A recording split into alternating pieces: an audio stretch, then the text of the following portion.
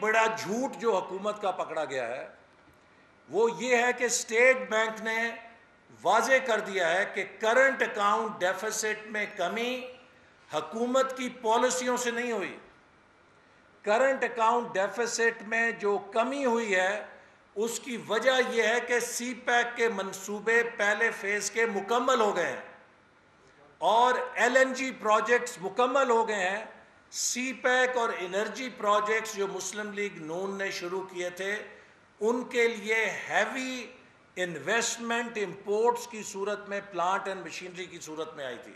اور یہی وہ بات ہے جو ہم کہتے تھے کہ یہ 3 سے 4 سال کا ہمپ ہے. چونکہ ہم نے 4 سالوں میں 12,000 میگا واٹ بجلی کے منصوبے لگائے ہیں. یہ ایک ہمیں کڑوا گھونٹ پینا پڑے گا. جب آپ 1 کلومیٹر دوڑ سپرنٹ لگائیں گے تو آپ کا ہارٹ ریٹ 150 پہ چلا جائے گا.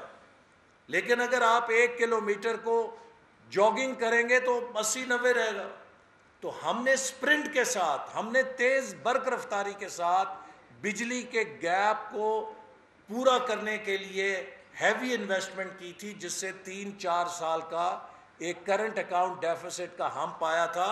اور جو اکانومسٹ ہیں وہ اس بات کو جانتے ہیں کہ اگر آپ پروڈکٹیو انویسٹمنٹ کر رہے ہیں تو کرنٹ اکاؤنٹ ڈیفیسٹ ضروری نہیں ہے کہ آپ کے لیے برا ہو. تو یہ جو ہمیں اکنامکس پڑھائی گئی, خان اکنامکس, یہ پاکستان کی معیشت کی ڈسٹرکشن کی اکنامکس ہے.